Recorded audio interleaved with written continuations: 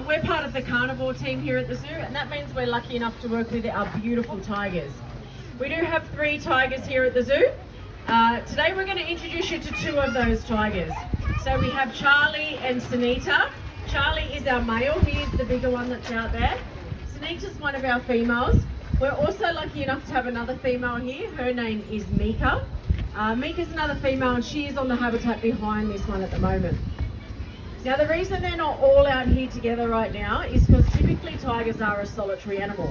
In the wild they only really come together for breeding purposes, and then cubs will stay with mum for around about 2 or 3 years. With our tigers it is a little bit different. They were brought up together all being siblings, and they have lived together their whole lives, and they do get on quite well. That changes though when there's food around. So as soon as there's food around, that competition does come in. So we do need to be a little bit careful. Because Tanisha's really good at throwing, although did that one go in the moat? No. Okay. Because Tanisha's really good at throwing, she can throw to them both and keep them a little bit separate from each other. Now these tigers were born at a zoo called Mogo Zoo. When they were very young, they headed up to Australia Zoo, where they spent around about 15 years. And they came to Sydney Zoo around about 3 years ago. And they're now 18 years old. So as far as tigers go, they are that little bit older. In the wild, they live around about 10, maybe 15 years.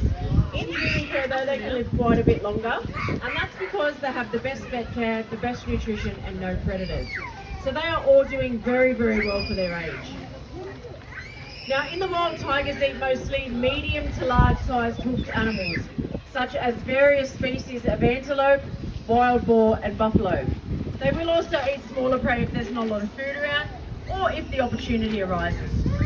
And they are an ambush predator. So they can run quite fast. They can run about 60 to 70 kilometres an hour, but only for short bursts. So what they do is they stalk their prey and they get as close as they can. Now you can see those beautiful stripes on their body. They are for camouflage. So tigers live in mostly thick forest-like areas, and those stripes really help them blend in. Now even though they might look quite bright orange against the bamboo there, most of the prey that they go after don't see in the same brightness as us, so it really does help them blend in. They've also got very soft pads on the bottom of their feet, and that helps them stalk their prey nice and quietly. So what they do is they stalk their prey and they get as close as they can. When they feel like they're close enough to the prey animal, they will jump out of their hiding spot. Now a tiger in its prime can jump up to 5 metres high and 8 metres across. And Charlie here is actually also very good at catching, so you might see him catch a couple of pieces in his mouth. They'll grab hold of the prey with those long claws. Now the claws are fully retractable, so when they're not using them, they can retract them in, which helps keep them nice and sharp. When they need them though, they really extract them out, grab hold of the prey, bring them down, and then what they'll do is they'll grab them around the neck with their teeth, and they will suffocate them or they'll pierce that artery. Sounds quite brutal, but being a solitary animal, it's very important they bring down their prey nice and quick. Now some of these prey animals might run into the water because they think they can escape a tiger by running into the water, because most cats don't like the water. Well, tigers love the water and they are incredible swimmers. They have been known to swim across rivers several kilometres across, and they even have slight webbing between their toes to help with that swimming. Yeah, pretty cool, right? Yeah. They love the water, tigers. Yeah, they really do. Even here, when it's a really hot day, they will go in the moat. So they will sit on the edge of the moat and they will have a little cool off. Yeah, they do. They do. They love it. Actually, when you have a tiger in a zoo, part of the requirements for housing a tiger is supplying them with a water source. So even our habitat behind this one, because we don't have the moat, we have a big swimming pool in there for them. Yeah, definitely. Now tigers are doing it very, very tough in the wild. 100 years ago we had over 100,000 tigers in the wild. Today we've only got around about 4,000 or 5,000. There was originally 9 subspecies of tiger. 3 of those are fully extinct. So your Bali tiger, Javan tiger and Caspian tiger are fully extinct. Your South China tiger is extinct in the wild.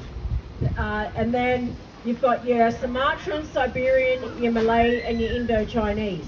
Each of those subspecies only has somewhere between 200 to 600 left in the wild. Not many. And then you've got your Bengal tigers, which is what these guys are. They are the most prominent of all the tiger species. In saying that there's only around about 2,000 or 3,000, but the reason that they're doing a lot better is because they're found in places like India, Bangladesh, and they're actually worshipped over there and they are protected that little bit more. So it's the only place where the tiger population has actually increased in the last few years, and that's because of the conservation efforts that they're doing for them, which is really nice. So some of the reasons that we're losing tigers in the wild, a really big one is habitat loss. Us humans are clearing about 177,000 square kilometres of land every single year. That's about the equivalent of a football field every second.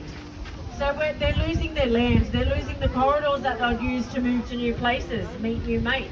So inbreeding can become a problem.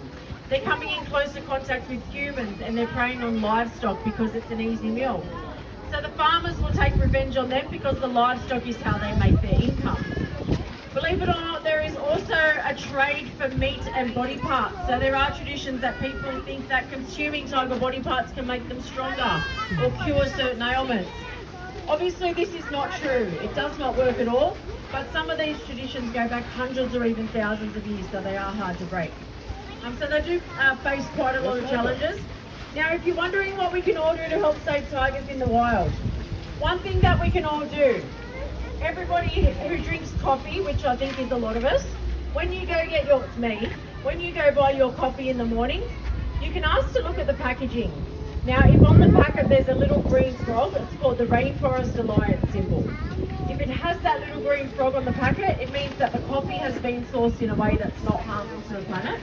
If it doesn't have that, quite likely land has been cleared to make way for those coffee plantations. It's just something a lot of people don't know. They're clearing a lot of land throughout Asia for coffee plantations for a lot of our Asian countries. Yeah. So that's just something that we can do. What happens when they clear the land, the coffee grows quicker. But if they don't clear it, the coffee still grows and it grows better quality. So it's actually going to be a better quality coffee that you will get if you buy coffee that is ethically sourced. But they want to produce those bigger amounts, which is why they clear the land. Also just doing things like using recycled products, things like that, contributing to conservation organisations. So if everyone just made one or two small changes in their lives, it would make a big difference for the lives of our beautiful tigers, but also a lot of the other animals around the world that are struggling as well, which is most of it, to be honest. But thank you all for sticking around for my talk. I really do appreciate it. I hope you learned something today, and it's lovely talking to you all. I will stick around, so if anyone has any questions, feel free to come have a chat. Thanks, guys.